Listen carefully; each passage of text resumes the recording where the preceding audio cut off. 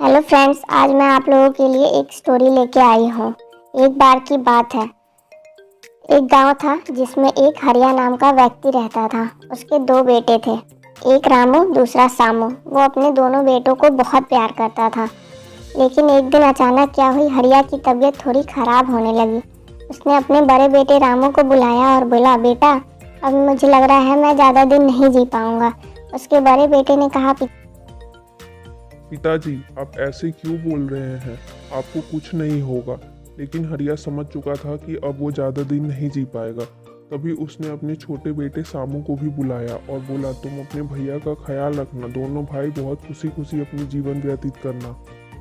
और उसने रामू से वादा लिया कि तुम अपने छोटे भाई को कभी कोई परेशानी दिक्कत नहीं होने दोगे, तुम उसे बहुत खुशी खुशी रखोगे। उसके बड़े बेटे रामू ने अपने पिता से वादा किया कि पिताजी, आपके जाने के बाद मैं सामू का बहुत अच्छे से ख्याल रखूंगा।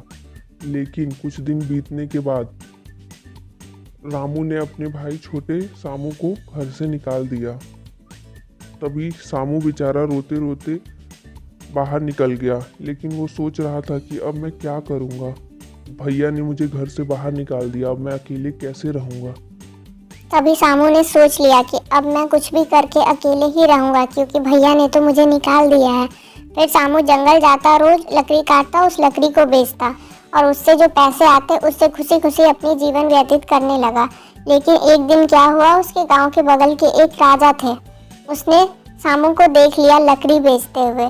राजा को तरस आई सामू पे। राजा आया और बोला, अरे बेटा, तुम क्या कर रहे हो? चलो अब से तुम मेरे घर रहना, और तुम जो भी लकड़ियाँ काट के लाना वो मेरे घर के लिए लाना और मेरे घर ही बेचना। और मेरे दरबार में जितनी भी लकड़ियों की ज़रूरत पड़ेगी वो अब सब तुमसे ही लेंगे। सामू खुशी खुशी राजा की बात को स्वीकार किया और वो रोज जंगल जाता और राजा के लिए रोज लकड़ी काट के लाता और राजा बहुत खुश होता उसके काम से। तभी एक दिन क्या हुई, राजा की हीरे की अंगूठी खो गई। राजा ने अपनी सारे नौकरों की तलाशी ले ली, लेकिन वो अंगूठी कहीं नहीं मिली। लेकिन वो अंगूठी सामू के पास थी, क्योंकि वो अंगूठी सामू को मिली थी। सामू बहुत ईमानदार था। उसने वो अंगूठी जाके राजा को दिया। राजा बहुत खुश हुआ। राजा ने सामू को बहुत सारी असरफियाँ दी, रहने खाने सबका बंदोबस्त कर दिया और बोला, अब से तुम हमेशा मेरे दरबार में ही रहोगे। सामू खुशी खुशी राजा के दरबार में रहने लगा और वो अपने बड़े भाई रामू से भी ज़्यादा अमीर हो गया। इसलिए कहा जाता है कि ईमानदार रहोगे भगवान तुम्हारे साथ रहेंगे।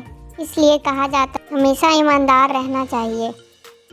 Thank you. स्टोरी कैसी लगी ज़रूर बताना। लाइक शेयर सब्सक्राइब कमेंट भी कर देना।